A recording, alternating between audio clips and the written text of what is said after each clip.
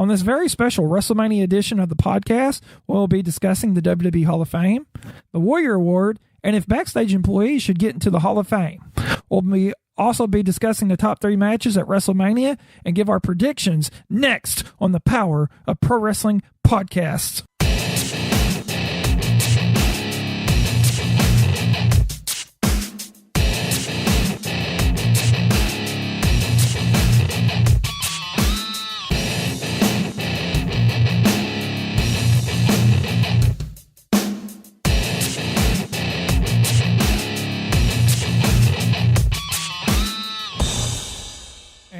Welcome to this very special Roundtable edition of the Power of Pro Wrestling podcast. This is your host, Robert Red, and today I'm joined by some very special guests to discuss WrestleMania 34, starting with... Cornbread Chris Hannigan in the house. And Micah Hickey, you know me. Yes, awesome. And happy 100th edition of the podcast, guys. Yeah. Woohoo! I'm excited. I get to do WrestleMania Roundtable with you wonderful people and celebrate 100 episodes. Who'd have thought, you and me, Cornbread, all those years ago, we'd reach this milestone. So you want to kind of reflect back and kind of talk about your favorite memories over the last few years? All of them been great, but let's progress forward to now. Yeah. 100 trip digits. I'm not here to look back. I'm here to look forward. Yes, we're looking forward. So good thing to say. Yeah, we have a lot of great stuff. I mean, are you looking forward to WrestleMania, Micah, before we get into our topics and what we're discussing? I'm actually really am looking forward to WrestleMania this year. Awesome. This should be most interesting, to say the least. This is very true. Yeah. What matches are you kind of looking forward to this year? I mean, what matches like standing out to you? Standing out, 2 come to mind. I'm really wanting to see who Braun Strowman has as his tag team partner, and then I'm waiting to see the Ronda Rousey and Kurt Angle go against Stephanie and Triple H. Awesome. Yeah, some matches to look forward to as well. My quick picks, very quickly. Shinsuke Nakamura and AJ Styles, number 1. Okay. The performance of Daniel Bryan. Oh, you're interested about that, yeah. From all aspects. Performance of Daniel Bryan, number 2, and probably should have been number 1. Number 3, the handling of Roman Reigns and Dolph Ziggler in both cases. Yeah, I'm very interested in this. Yeah, that is something to look forward to. And I'm not talking about Roman Reigns, quote unquote, winning the title, which we will discuss, but I'm talking about the handling of Roman Reigns and possible new contenders coming for WWE Universal Championships and Intercontinental Championships in the future. And, of course, Styles Nakamura, but in particular, interested in Braun Strowman. Okay. Well, we've got a lot of great stuff to get on the show. We're going to start with our very first segment, which is 3 parts. If you've listened to the Roundtable before, we're going to talk the Hall of Fame, and we're going to talk about the Warrior Award in the Hall of Fame, and then we're going to talk about our discussion topic of if backstage employees should get into the Hall of Fame and stuff like that. Then we're going to discuss some of the big WrestleMania matches in our second thing, and then we're going to give our picks for the Raw matches that are going to happen at WrestleMania 34. Me and the Godfather in the last episode kind of did the SmackDown, and he did kind of give a few of his Raw picks. So we've got a lot of great stuff to discuss. So we're going to get it started with the Hall of Fame class of 2018. Micah, what do you think of the class overall for 2018? Honestly, I'm not disappointed in any of the picks that they have chosen this year. They seem all decent people. Now there's some, people that's not really happy with, Kid Rock coming into the Hall of Fame, which, I don't see an issue with it. It was gonna happen eventually. Just go ahead and go with it, and then you can pick somebody else next year. Just throwing that out there. Okay. We'll shoot it over to you, Cornbread. What do you think of the class overall of the Hall of Fame this year? I love the class of the Hall of Fame. I think it's interesting for the individuals that are putting these guys into the Hall of Fame. Now, of course, I've said off the air multiple years that Ivor was going in and should go in as one of the pioneers, and thank God she's going in. But the interesting factor here is Jeff Jarrett. Not so much of what he did inside of WWE, which is almost an up and down coin toss, but I think what he did outside of WWE is what got him in. Okay, so I can see that. So we'll send it back to you, Micah. Who are you looking most forward into going into the Hall of Fame? This year, well, it's kind of a tie. It's between Jeff Jarrett and then I do believe the Dudley boys are going. Yes, they are. Yes, they are. Yeah. So it's tied between those two. Most looking forward to going in because Okay. they're both well deserving people to go. As he said, all the work Jeff Jarrett has done outside of WWE, culminating his wrestling career. You know, it's worth being in the Hall of Fame for. And then the Dudley boys with their work with the tables matches, coming together for the TLC matches with Edge and Christian and the Hardys, just all of their matches combined together are Hall of Fame worthy, in my opinion. Well, what do you think? Well, Goldberg, I like going in and him being a headliner because obviously him being a former world champion, having the undefeated streak and stuff like that, he was going to headline the class. Now, he doesn't have the longevity in wrestling like the Jeff Jarrett or the Dudley boys do, but he really, I think, has more of that mainstream draw to him than those guys do. So I'm very happy overall with the class. Like I said, Goldberg, the surprise for me was Jeff Jarrett, just for the simple fact of rehab and just the bad blood for the last several years he's had with WWE because of starting Impact Wrestling and stuff. So, I mean, that is very interesting to see that happening. So just very surprising. Well, I wouldn't say surprising as much. I would say almost close to saying.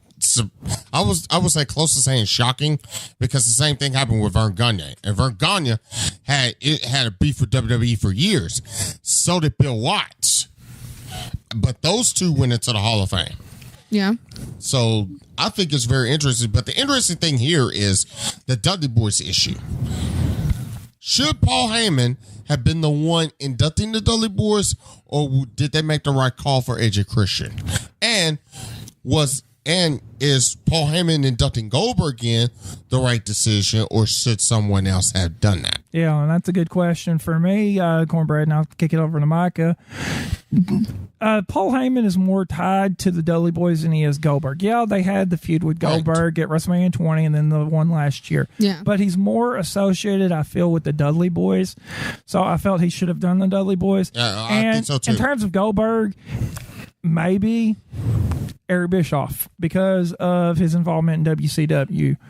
I mean, that would have been the only person I would have thought would maybe have been the best person for Goldberg. Or maybe should one of the NFL players like a Kevin Green, or maybe because of the NFL association. Because think about for Kurt Hennig, Wade Boggs inducted him, and Wade Boggs wasn't even nowhere near pro wrestling. But he inducted Kurt Hennig in because of the sports affiliation. Yeah, very good point. So, I mean, Mike, you want to answer kind of the question? Like, well, okay, like with what you said with Paul Heyman inducting Goldberg, yeah, you could see him more doing it for the Dudley Boys, right? But either choice wouldn't have been a bad choice for either one to go. That's right. Now, when I very first heard the Dudleys going in, I'm like, okay, well, it's either Edge and Christian or Jeff and Matt that's going to be the one inducting him in the Hall of Fame. That was honestly just the first thing that clicked in my head. So, Edge and Christian to me is not a bad choice for them to be inducting them. Yeah, so. And I'm in agreement. I mean, if you weren't going to get Paul Heyman, someone like Edge and Christian are the Hardy Boys because they are tied to the Dudley Boys because they are. of the Triangle Ladder match and then TLC matches. I didn't feel that was a bad thing. Like a three-quarter style rubber band. Yeah. Okay, so let's move on. Also in the Hall of Fame, we're going to move to our next topic here. We have the Warrior Award. It's JJ Jarius Johnson or something. I think it's Robinson. Yeah, Robinson is winning the Warrior Award this year. So we're going to get to our kind of debate topic about the Warrior Award. Micah, do you feel they should continue doing the Warrior Award, and do you feel JJ was the right recipient of the Warrior Award this year? But also, backtracking before we move on, who do you think got snubbed maybe in the Hall of Fame this year before we move on to the Warrior Award? And you can go ahead and just segue into your Warrior Award thoughts as well. As far as, people getting snubbed getting into the Hall of Fame this year, I can't honestly think of anybody right off. So you don't think China maybe over Ivory? I mean, do you think China might have got snubbed? Well, yeah, now that you say that, I can see that because with her, well, in the Hall of Fame, you've got to at least pick one person that has passed. Yeah, and I don't put in the Hall of Fame class. Now, China has been dead for almost 2 years. She's been dead for a little bit now, so yeah. Yeah, I know it's been over a year, almost 2, but I mean, Ivory was a good pick. I'm not mad that they picked her over China. I mean, if it would have been somebody else, it probably would have came to mind more. I do feel that China does belong in the Hall of Fame, and now it may take another year or two, because I mean, there was some people it's taken quite a bit. Yeah. So okay. And then with the Warrior Award, I honestly don't think it's a bad idea at all. You picking these kids that are going through all these health problems, treatments, and they still hold their heads up high going through all of this. It's not a bad idea to be able to reward them in some way for them having to go through this. I'll be honest, my nephew, he's a little over 2 years old. He was born part of his forearm missing a thumb. He's got to go to Le Bonheur at least once a month at a minimum for all different stuff. And I mean, I know a bunch of kids have a lot more worse health issues than he is, staying in the hospital constantly, but from having to deal with that from a small perspective and then knowing what these kids can go through, it's actually something I can see as a good thing. Okay. Do you feel like JJ was the right recipient of it? And also, because like we discussed this several years back when they first kind of introduced the Warrior Award, yeah. Ord Connor getting it, like, do you feel like, I mentioned years back, like you said in your situation, well, I have somebody who's like bad health and stuff like that, so I think he should win the awards. I mean, what do you think about that? Well, I mean, there's hundreds, if not thousands, or hundreds of thousands of kids that could possibly win this. So, I mean, yeah, it's hard to pick just, one kid to be able to do this, to be able to give it to. And I mean, yeah, in a sense, yeah, you can know, well, why didn't this person? I'm just glad that they're noticing these kids for what they're having to go through, not just the fact that there's, only picking one and not, somebody else over one other person. Okay. Cornbread, what's your thoughts? Question number one was, as far as snubs with the Hall of Fame, I would say timing is everything. I say the only reason that Ivory got in over China, not so much of what China has done, because what China has done is remarkable. I think her time will come as far as the Hall of Fame is concerned. I think Ivory got in first before she did. It's because of the contributions that Ivory has done, and a lot of people really don't know this, but me being in sports and me being in professional wrestling pretty much going on 28 years now, I will literally say that Ivory has literally been a standard bearer as far as women's wrestling is concerned before she even got to WWE. It was the same with China. It was the same with Jacqueline. Same with Medusa. Same with Sensational Sherry Martel. All of them WWE Hall of Famers. I think the right time will come for China. I don't think there are any snubs. I think just for the fact that it depends on your area and where you're in, that could be, I think timing is everything as far as the Hall of Fame is concerned. That's what I think. I can agree with that. Now, as far as Warrior Award, it's not limited to kids. Yeah, well, I know they pick other people. That's just like where they originated. Yeah, absolutely. And I think it's more of, and to me, I think there are no snubs because every story is different. And if you watch sports like I do on a constant basis, I think certain stories can only get WWE attention. All stories will get their attention, but I think the J.J. Robertson deal got WWE's attention. Not so much of him as a kid, but I think it's much more of a life story that's behind it. Yeah, I think that's why he got the Warrior Award. Now, I do have other nominees that probably will end up getting the Warrior Award. No, whether it's kid, male, female, whoever. But I think they're trying to capitalize on what ESPN has really been doing a lot of at their ESPYs. So I think there are no snubs as far as Warrior Award or the Hall of Fame. I think Hall of Fame is timing's everything. Okay. Well, we're going to move on to our final topic here, and it is going to be about backstage employees. Now, originally when the Warrior was conceived, it sounded like the Ultimate Warrior wanted to honor kind of those who worked behind the scenes and behind the business. So I'll start back with Cornbread and then we'll send it to you, Micah.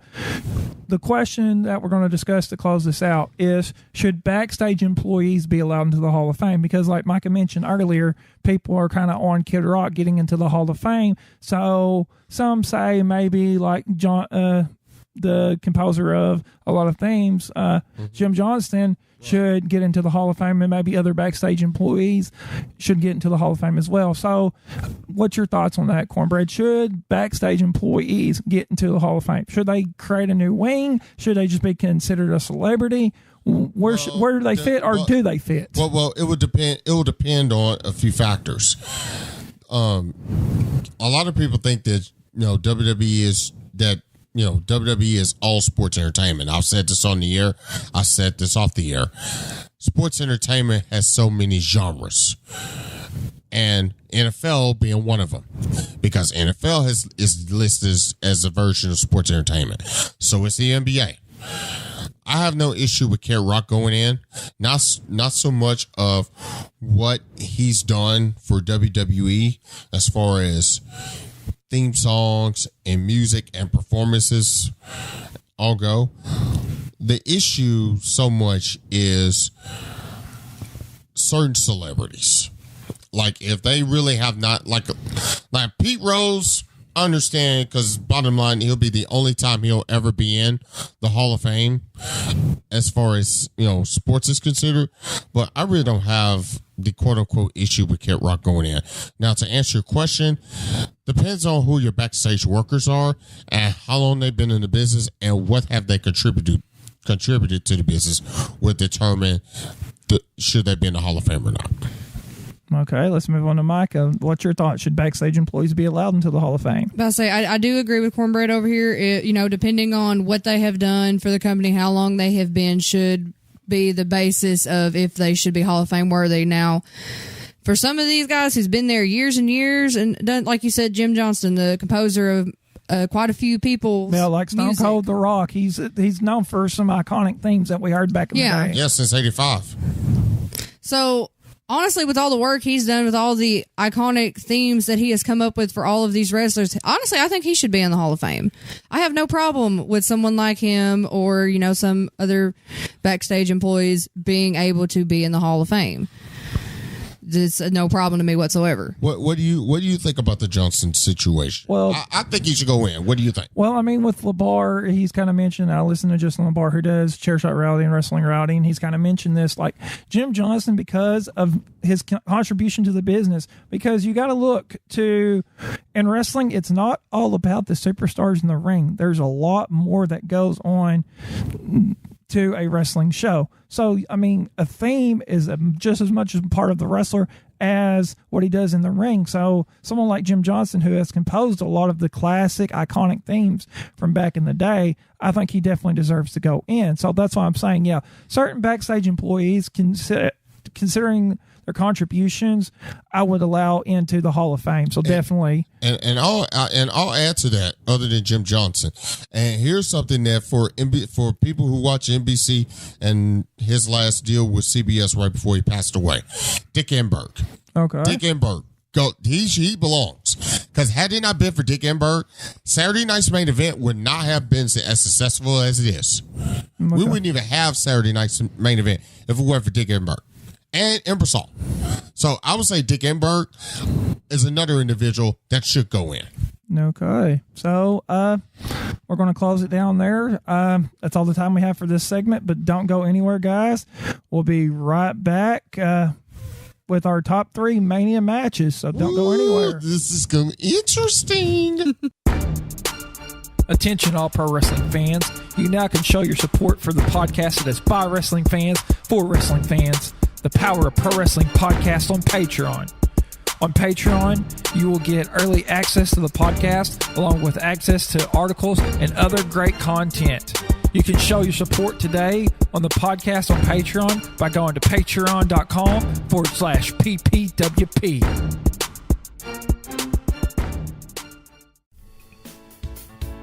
Hello, everyone. This is Robert Red. I'm Chris Hannigan. And our show can be heard on Stitcher. Stitcher is radio on demand. Download the free app today. You can listen anytime and anywhere. Stitcher is an award-winning free app that lets you listen to all your favorite shows. Plus, discover from 20,000 news, entertainment, and sports shows. You can even create custom playlists. Over 20,000 shows to discover. You can rate and review the show on Stitcher. Also available on iOS, Android, Nook, and iPad. And along with that is in 4 million car dashboards. And it's on demand and on the go. No downloading, no syncing, and no wasted memory. Stream your favorite podcast. Well, if you don't have Stitcher, you can download it free today at Stitcher.com or in your app store. This is Tim Branscombe, and you are listening to the Power of Pro Wrestling podcast. Welcome back to the show. With WrestleMania being just days away, we'll be discussing the top 3 Mania matches. So we're going to start with the match that's rumored to main event WrestleMania, Roman Reigns versus Brock Lesnar for the Universal title. So let's start with Micah. First off, do you think the match is going to be the main event of WrestleMania? But also, do you feel that WWE has been successful in building Roman Reigns as a babyface these last couple of weeks since the Elimination Chamber, since he earned his spot to be the number 1 contender for the Universal title? I can see how they've tried to make him a babyface, but I don't think they sold him on it at all. Keyword tried. Yeah, tried, air quotes. Very big air quotes. Okay. And do you think this match is going to main event WrestleMania 34? I would not like it to, but it's one of those situations to where I think even though everybody's like, oh, this shouldn't be the main event, it's probably end up going to be the main event of WrestleMania. Okay. That's my opinion. That's fine. Let's kick it over to Cornbread. What are your thoughts on the questions I asked? Do you feel they've been successful in making Roman Reigns as a babyface these last couple of weeks? And also, do you think this match will main event WrestleMania 34? Well, I'm going to answer both your questions with one 2-letter word. No. One. You're not a yes man? Not on this. Not on this question, because number one, if you're going to properly, the build is fine. I got no problem with the build. The problem I have is you're trying to force Roman Reigns to be a babyface, and it's not organic. That's a problem. And the reason why that's a problem is because, Roman Reigns, he's great in the ring. No question about it. You'd be stupid not to admit that. Roman Reigns has been great in the ring, but he's been unprofessional. And he's shown that on Monday Night Raw. And I brought it up to you off the air while watching Monday Night Raw. He was very unprofessional. And he's done that 3 straight weeks. And yeah, you don't think that WWE front office was smiling when he got the crap kicked out of him by Brock Lesnar? Yeah, they definitely were. They were smiling. They were like, ha ha ha, got him now. But no. And to answer your second question, the reason why I said no, it should not main event, even though, quote unquote, Brock is going away to UFC for a short time. Yeah, and that's a bold prediction. I'm going to call it like it is. A short time, because he's probably not going to last long in UFC. And the only reason he's going to UFC is to make sure that UFC secures the television deal. But back to this question. No, it should not main event. To me, the Royal Rumble winner, and I've said it before and I'll say it again, the Royal Rumble winner should main event WrestleMania in the title match. Yes. That's how you know the Royal Rumble is worth fighting for. Not for, and yeah, I understand there are a few exceptions to the rule. I understand that. Yeah. I understand it. But at this particular point, Styles, Nakamura should close the show for the WWE title. Okay. Is it not stated at the beginning of the Royal Rumble match, the winner of this match gets to main event WrestleMania? It actually used to say that, but I think in years past, I don't think they've said it much here anymore because of the whole Roman Reigns factor and him constantly main eventing WrestleMania. That's ridiculous. I'm in agreement with you guys. Like, I don't think the match should main event WrestleMania, but I think it should. I'm in agreement with you. It should be Styles and Nakamura, and we'll get to that here in a minute. Right. Because Nakamura won the Royal Rumble. He should have the right to main event. But it's just they have a hard on so much for Roman Reigns that they want him to main event.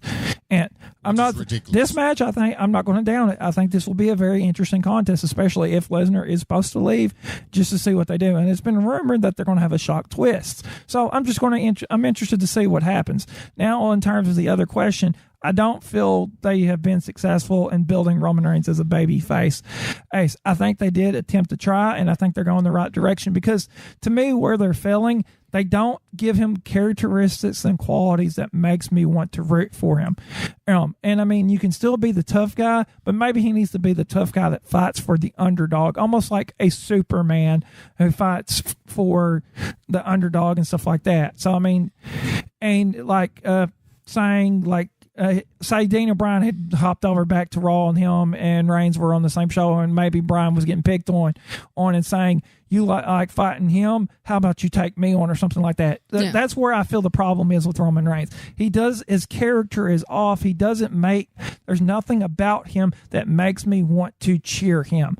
This situation with Brock Lesnar, I think, like I said, was originally working because it's like Brock Lesnar is like that entitled, old, lazy, like a lot of times millennials get accused of being lazy and entitled. Mm-hmm. So, I mean, I felt that was coming across well, and I think that's why people were starting to cheer Roman because in this instance, Roman was like, okay, I'm showing up to work. I'm busting my butt. These guys are busting their butt. They deserve a real champion. So I think that's, in this situation, it works, but they're going to have to do something to Roman to get him cheered. They have to give him some sort of characteristic that makes me want to cheer for him. That's the problem with him. And very quickly, what did y'all think of the closing segment of Monday Night Raw when, bottom line, Roman Reigns and I literally just like, oh no, when his music hit and the roster members were standing right there at the entranceway, I was like, yeah, he finna part the Red Sea. And that's exactly what happened. Hi, you leave me alone. No, seriously. Don't you kind of think, what did y'all think of that situation? Roman Reigns, mic in hand, literally called out the locker room, and the locker room literally just parted the Red Sea in order for him to get to Brock Lesnar. Well, honestly, between the size of them two, do you want to get in the middle of that when you have to break up? They couldn't even break up Brock Lesnar and the Undertaker. Exactly. No, honestly, I mean, when Brock Lesnar and Undertaker, there was a couple times when they were trying to break them up. You noticed they all stepped back and like, nope. Yeah, it would be like trying to break up. Could not do it. Yeah, it'd be like breaking up two lions fighting just by yourself. Like, exactly. No way. So honestly, if I was one of them standing out there between them two, I would part the Red Sea too. Nope. Y'all tear each other up. I ain't getting involved in this. Nope. Yeah, I'm not getting injured before Mania. So, But could there be outside interference in the championship match? Only if it's Paul Heyman, and in rare occasions he would get involved, but I'm not certain he's going to get involved here. But let's move on to match number 2, and it is Styles Nakamura. And do you think they should main event WrestleMania? So we'll kick it back to D since Micah started. So, Cornbread, what do you think? This your main event. If this match, yeah, when originally signed, when this match happened in New Japan Pro Wrestling 2 years ago, January 4th, Wrestle Kingdom 10, the Tokyo Dome, for the IWGP Intercontinental Championship, and I sat and watched that match. That was incredible. And yeah, I did hear Max Striker literally come right out, flat out, and said on commentary, come see me December 31st if you think there was a match that was better than that. Because bottom line, it literally tore the house down at the Tokyo Dome. If WWE if the creative takes their hand and stays away from Styles and Nakamura and let them do their thing, this right here could steal the show at the Superdome. Okay. I say it's a possible match of the year candidate only if WWE creative stays away from it. And we know what WWE stands for, right, Cornbread? Yeah, and we're not talking the lies. Yeah. So, Michael, what do you think on the Styles and Nakamura? Do you like the build that's gone into it so far? And do you think the match will main event WrestleMania? Or should it main event WrestleMania? Well, it definitely should. The main event WrestleMania. Got tongue tied there a second. Yeah, better than having to say PPWP podcast, right? Yeah.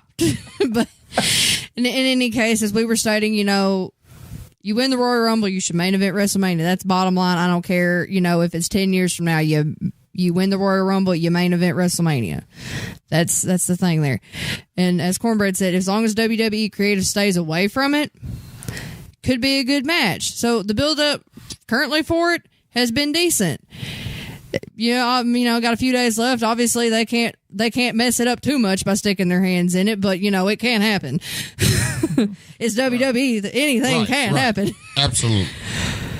But I do see that this should be the main event match at WrestleMania this year. Okay. Good thoughts. Once again, just to get back to it, I'm in agreement this match should main event WrestleMania, just for the simple fact it goes back to Royal Rumble. You won the Royal Rumble. I don't care who's on the card. You should main event WrestleMania, with few exceptions, which we're going to get into right now. Segue. So, match number 3, which has actually not even been announced yet, but we've seen the build to John Cena, who has been trying to get a WrestleMania match and stuff, and for the last several weeks has been calling the Undertaker out, and we've not really seen or heard from the Undertaker. So I'm going to play devil's advocate, because we kind of debated this on the last episode, so you can kind of give your thoughts. Will the John Cena Undertaker match even happen? And if the Undertaker comes out, what gimmick will he use? So, and if this match does go on, would it main event WrestleMania? So, Tamika, you want to answer those questions? Yeah. Well, first thing being said about this match, when John Cena initially had said, I would like to challenge Undertaker at WrestleMania, when he was in the ring and he said that 3 times, he's not Beetlejuice. He's not going to magically appear if you ask him something 3 times. Beetlejuice. That was honestly my first thought in my head. I'm like, crap, is he actually going to come out? This would be really weird if this happened. We're not owned by Disney. But actually, WWE might be real soon. Yeah. False rumor, but go ahead. But with that, I mean, when I had heard about this match possibly happening months ago, before even Royal Rumble, that John Cena was going to fight Undertaker, and part of my sense was like, what's the point? Undertaker, he lost his undefeated streak years ago, still continuing to have a couple matches. When at the end of WrestleMania last year, when he laid down his hat and his gloves, to me that was it. I didn't expect him to come back for another WrestleMania. So if it happens, it happens. If it don't, it don't. I'm not disappointed either way. But when last year happened, I thought, okay, this is it. This is Undertaker's last WrestleMania. He's not coming back. Okay, Cornbread, what's your thoughts? Since WWE has really had a problem selling tickets, whether it's house shows and Monday Night Raws, this right here, and WrestleManias, because literally there has not been any reports of sellouts. This would have been a closing main event, in my opinion. It'll be part of a double main event with Styles and Nakamura. But it will be a closing one, because to me, you have 2 icons, whether you realize it or not. Undertaker, a WrestleMania icon. John Cena, a WWE icon. Some people would disagree with that statement, but for all the money that those 2 alone have brought into WWE, they bring money to the WWE, believe it or not. Both of them. And bottom line, if you would have literally told me that John Cena and Undertaker, before any other match was ever announced at Mania,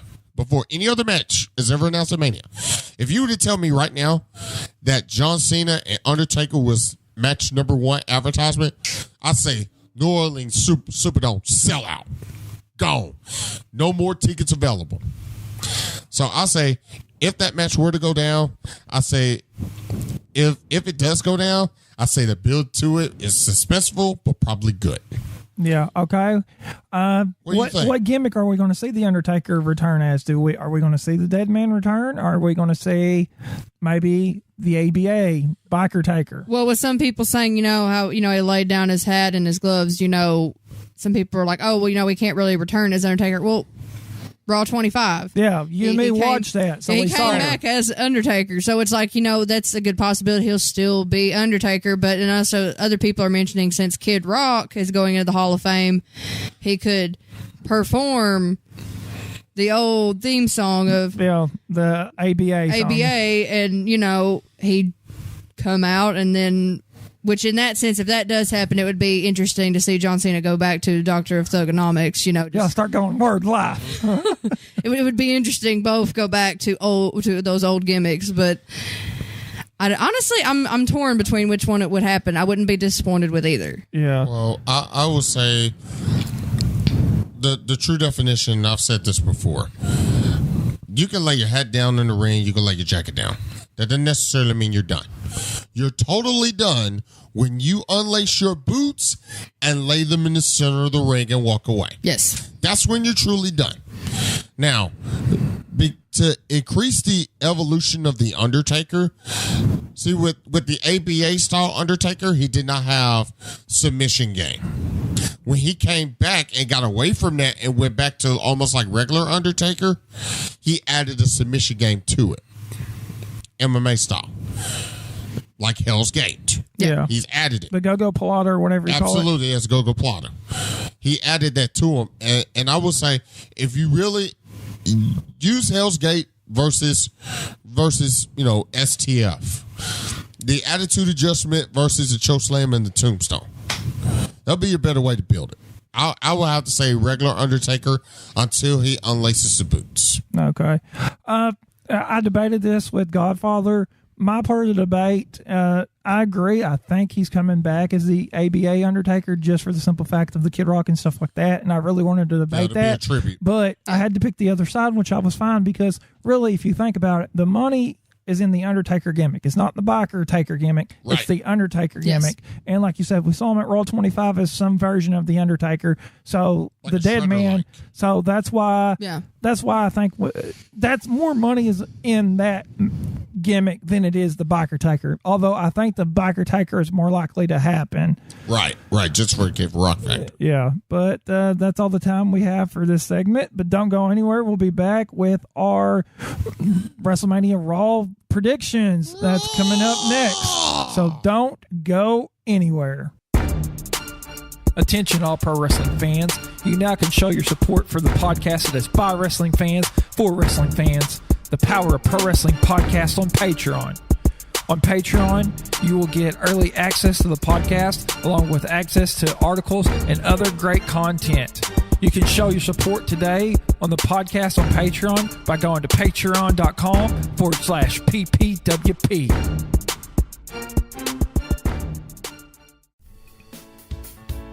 Hello, everyone. This is Robert Red. I'm Chris Hannigan. And our show can be heard on Stitcher. Stitcher is radio on demand. Download the free app today.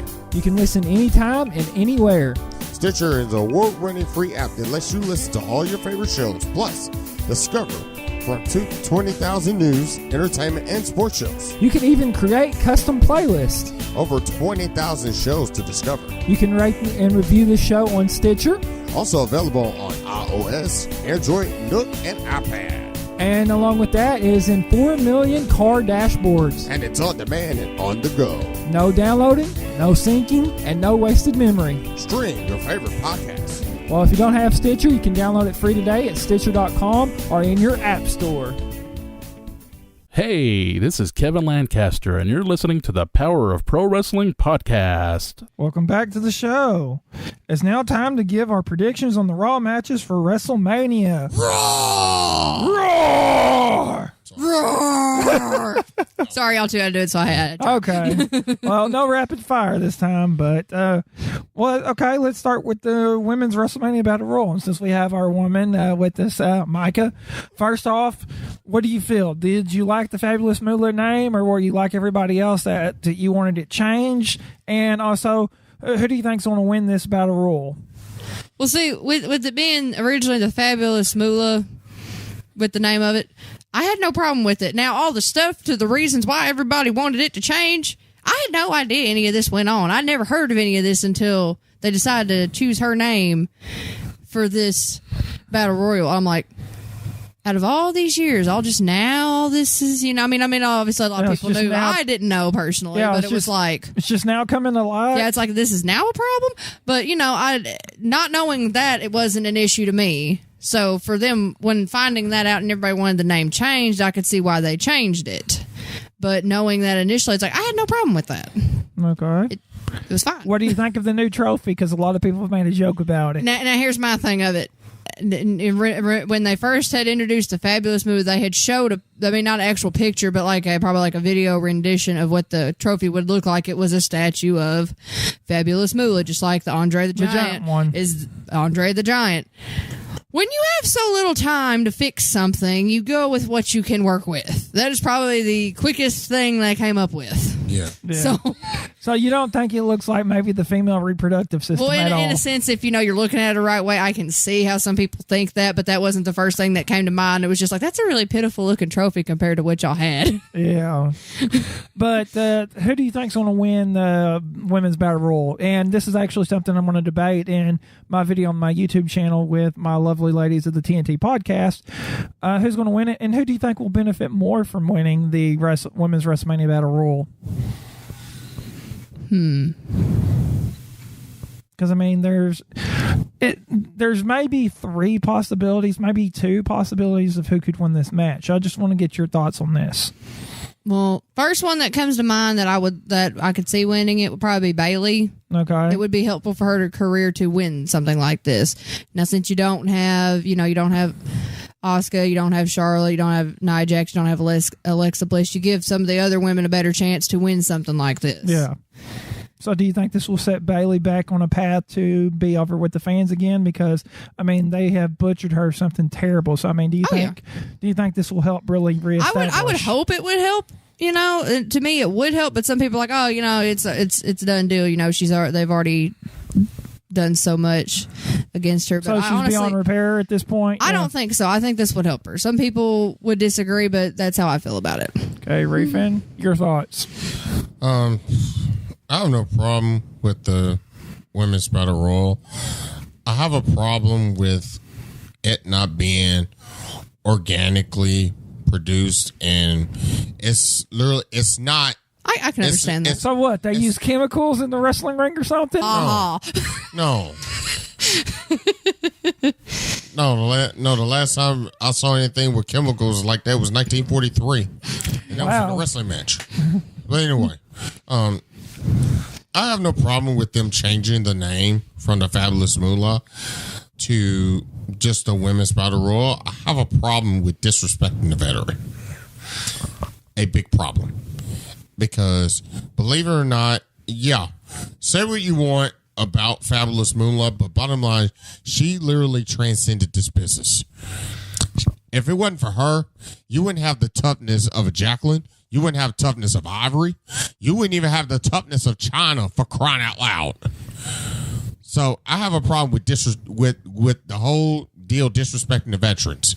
I can see that. And if Fabulous Moolah was that much of a problem, you shouldn't have put her in the Hall of Fame. Okay. That's my issue with it. Now, as far as the Women's Battle Royal is concerned, it should come down to these two. Bayley and Sasha. Okay. And if you really want to rebuild Bayley, have Sasha win. Have Sasha throw over the top rope. Then you can organically and originally rebuild and recapture a feud. This time, it could be a drawing feud, not just towards the Women's Revolution, but literally towards WWE. So I say it should come down to those two. Now, if Paige had not gotten hurt or gotten injured, Paige would have been my overall favorite. Yeah. It literally would have been 10-1. Okay. But I go Sasha. You? Well, I'm in agreement, Paige and Sasha. Sasha and Bayley, but I'm surprised the redhead over here didn't pick somebody else who might be on the SmackDown brand.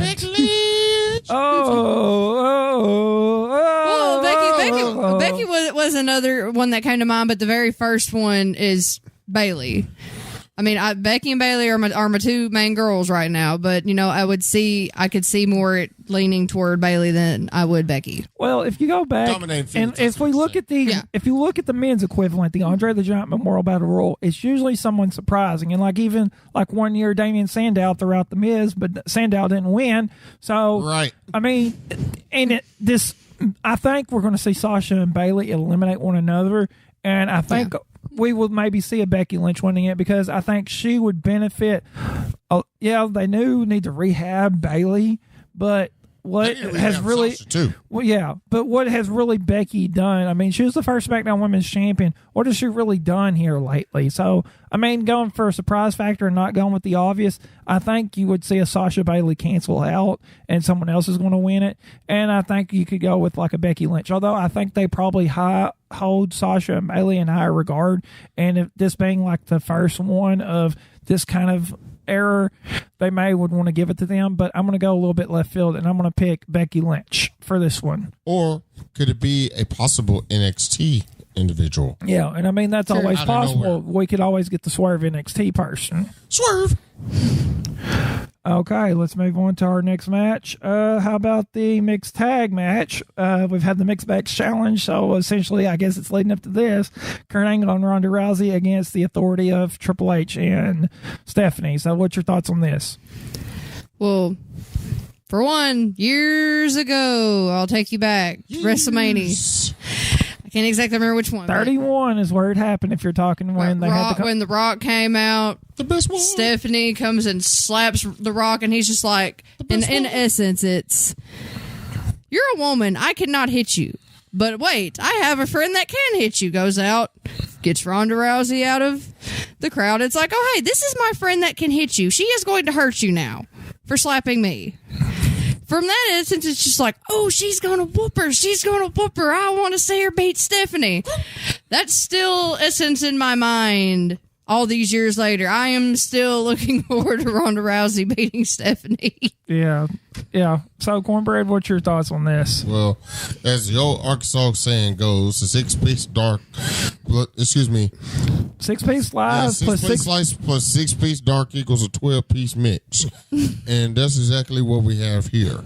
I say Kurt Angle and Triple H, or Trips for some odd reason. Those two should carry the majority of the match. Which generally, when you have a mixed tag match, the men usually carry more. Especially anyway. You have Ronda's first match. Definitely doesn't compete all the time. I think you really need to have them work most of the match. Right. And if Kurt Angle and Ronda was to win, I would say either a double submission hold or have Stephanie McMahon just tap out to a regular size armbar without even having her arm broken. Okay, so you think Ronda's going to get the submission victory over Stephanie? Mm-hmm. Okay, I'm in agreement. Kurt Angle, what do you think? Without doubt, Kurt Angle and Ronda Rousey have this, especially what happened on Raw Monday. So I'm going to say Kurt Angle and Ronda Rousey for this match over the Authority. Okay, let's go to the next match. The tag title match between The Bar and Braun Strowman and a mystery partner. So, Micah, who do you got on this one? And also, who do you think is going to be Braun Strowman's tag team partner? Because there's been a couple episodes ago, I actually discussed this with Van in Rapid Fire. So, what's your thoughts on this? Who do you think is going to be the mystery partner for Braun Strowman? Well, as to who it could be, there's many possibilities. Now, this is funny. Me and Tim were discussing this at work the other night. I don't think it would happen. This would just would be funny. Now, let's say you will have Nia Jax and Alexa Bliss. Nia beats Alexis. She's boo-hooing backstage. Oh, I lost. Well, with having her and Braun in the Mixed Max Challenge, she's just like, oh, no, we can't have this. Picks her up, carries her on his hip, down to the ring, sits her on the ring apron. This is my partner. And he just takes over the whole match and wins the whole thing. Yeah, I think that would be humorous, and I have heard that. That'd be funny. I've heard a lot of possibilities. Bliss, Sheamus. Yeah, that would be hilarious. So, I mean, and so do you think that's who's going to be his tag team partner? I could see that being a possibility, but like I said, the possibilities are endless on this. I mean, there's several people that have chimed in on who it could be. I'm just eagerly awaiting to who it could be, but that's a good possibility for me, and it would just put a big smile on my face if that actually did happen. Okay, Cornbread. I mean, what's your thoughts? So you have Braun winning against the Bar? And Yes. Okay. Yes. Cornbread. I thought one of my picks was going to come in Monday night, and one of my picks being Kurt Hawkins. I was going Kurt Hawkins. I wanted to be Kurt Hawkins. All due respect to him. Oh my word! The streak is over. Kurt Hawkins has won a match. Because that's going to be the whole story of WrestleMania. The losing streak ends with him winning the tag team titles with Braun Strowman. I'm going with that. That's going to be my pick. All due respect to a whole lot of other competitors, including Elias. I want to walk with Elias over here. I know you want to walk with Elias. You know that's also I want to walk with Everett because WWE on my show stands for Walk with Everett. Well, mine would be Walk with Evolution, but you know that's a different story. Yeah, but I'm going Kurt Hawkins in the streak with him winning the tag team titles with Braun. Okay. I'm holding out with Elias being the tag team partner. I mean, there's been a lot of rumors. I would find it funny if they could get Ellsworth back and have Ellsworth and Braun Strowman as a nice callback to Braun's singles debut on Raw when they did that. So I felt that would be an interesting partner. Yeah. I don't know if that's really realistic, but that would be funny. 2 hands with these hands versus the Bar. 2 hands. You're going to get these 2 hands because they have a fighting chance. But yeah, I mean, I could see the Bar possibly losing the tag titles. That way they can get shifted over to SmackDown because, I mean, they mentioned the Superstar shakeup. So I think they could possibly get traded, or this could be Sheamus wanting to retire, so they drop the belts here at Mania to Braun Strowman. This should be interesting. Okay, let's move on to the Cruiserweight title match, and it is Cedric Alexander versus Mustafa Ali. We're finally crowning a Cruiserweight champion after not having one for months. So what's your thoughts on this match, Micah? I'll be dead straight honest. As long as this Cruiserweight Championship tournament's been drug out, I honestly forgot about this match. Ding! Well, I mean, we've really not seen any of the Cruiserweights really on Raw, so I mean, it would be very easy. It's not really anything, that don't come to mind, right away. You can't help it. But also, this is another thing I said since I didn't think about it. Who's the two that's fighting? Ali. It's Mustafa Ali and Cedric Alexander. They're both baby faces at this time, so it's going to be very interesting because you have Cedric Alexander with the lumbar check, and then you got the kind of like reverse 450 or something. It's the implosion 450. The implosion 450 by Mustafa Ali. So I mean, you've got two great talents fighting for the Cruiserweight title. So either one wouldn't be a great loss if either would win. Yeah. I say Cedric Alexander. I've seen him more fight over Mustafa Ali. So if I had to pick, I'd pick him. But if either one of them won, I wouldn't be disappointed. Okay. Cornbread, what's your pick? My pick is Cedric Alexander. Cedric Alexander, when it comes to big money matches, overall in pro wrestling compared to Mustafa Ali, Cedric Alexander's got the experience. He does have a great pay-per-view record. Believe it or not, he beat Roderick Strong on pay-per-view, ROH's very first 3-hour Sunday pay-per-view. He beat Roderick Strong, for crying out loud. Made him tap out to his own hold. I got Cedric Alexander. You cannot go wrong with this pick. Mustafa Ali, great athlete. Excellent in the ring, great worker. Cedric, if you literally had all the fans say, please sign Cedric, please sign Cedric, please sign Cedric, to the point where Triple H came out of the gorilla position and shook the hand and said, hey, you got it. It's got to be Cedric Alexander. Come on. Yeah, I'm in agreement. I mean, it's Cedric, hands down. No doubt about it. I mean, and him having that match with Kota Ibushi during the Cruiserweight Classic, and insane. Then him trying to get the title, it makes a lot of sense to go to Cedric Alexander. Okay, let's move on to the women's title match: Alexa Bliss versus Nia Jax. So, Micah, you want to start us off on this one? Well, as I was saying with the Braun Strowman match earlier, I honestly can see Nia Jax finally beating Alexa Bliss for the title this go around. but that's just me. Okay. Cornbread, I mean, do you think this is going to be a squash match, or what's your pick? I will say squash match, because Nia Jax is not like most girls in this case. She's not like most girls. And in this case, as perfect, rage, Nia Jax all the way through. Heavy favorite. Yeah. And I'm not talking size, because I'm pretty much heavy too. I'm heavier than her. Okay. But bottom line, I would go Nia Jax. Love me some Nia Jax. Okay, yeah. I mean, I think we have to have the payoff of Nia Jax winning the title. I mean, anything else I think would be a letdown. Yeah. Nia Jax So cereal. I think we need to definitely. I mean, and if she doesn't win the title with Mania, she needs to win it on Raw the next night. Yes. So, Well, how do you think she will win? I say Nia Jax, some more drops on the double. That's how I would say it. yeah, definitely on that one. So, got a lot of great stuff there. Let's move on to the Intercontinental title match, and it's a We have not talked three-way. about this one. Yeah, so the champion, The Miz, taking on Seth Rollins and Finn Balor. So, who's your pick for this one, Cornbread? My pick is Balor. I'm going Balor. Why Balor? To me, it's its time. It is his time. And if you're going to get over Balor Club and at least attempt to revitalize Anderson and Gallows, for crying out loud, and stop having them on as a pay-per-view pre-show tag team match, this would be a better way to do it. Okay, Micah, what's your thoughts on this? I'm also going with Cornbread on this one. I do see Balor, as he said, it is his time. I can honestly see him win it now. That being said, if Balor doesn't, I honestly do not see Miz leaving WrestleMania with his championship. So, I mean, it could go either way, but I would like Balor to win this. I'm in a disagreement with you, both of you. You're silly.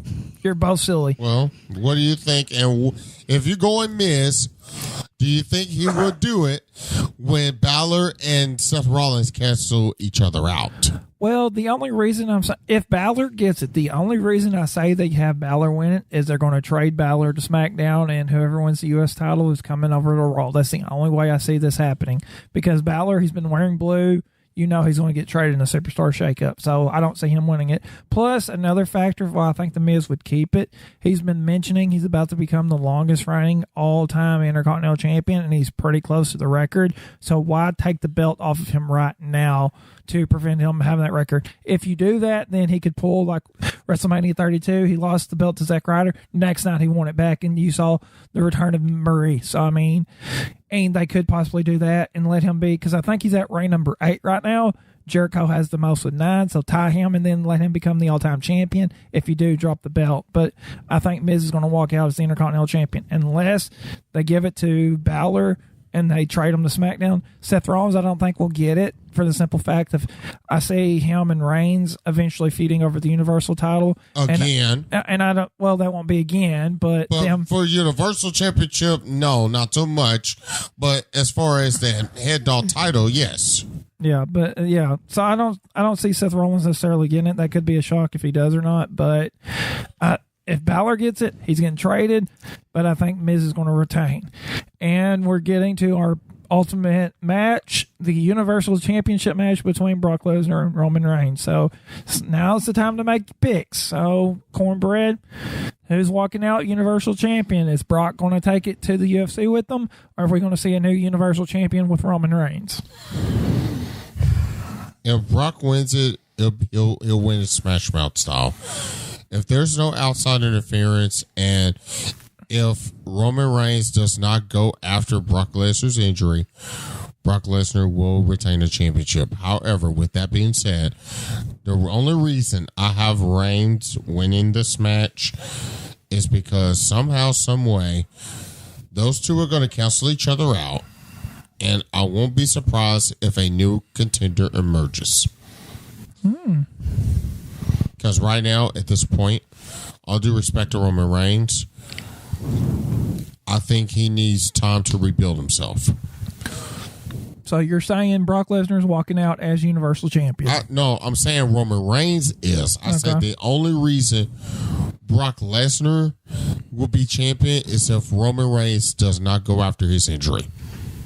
Okay. That's Micah? the only reason, but I'm going Reigns. Okay, Micah, what's your pick? What say you?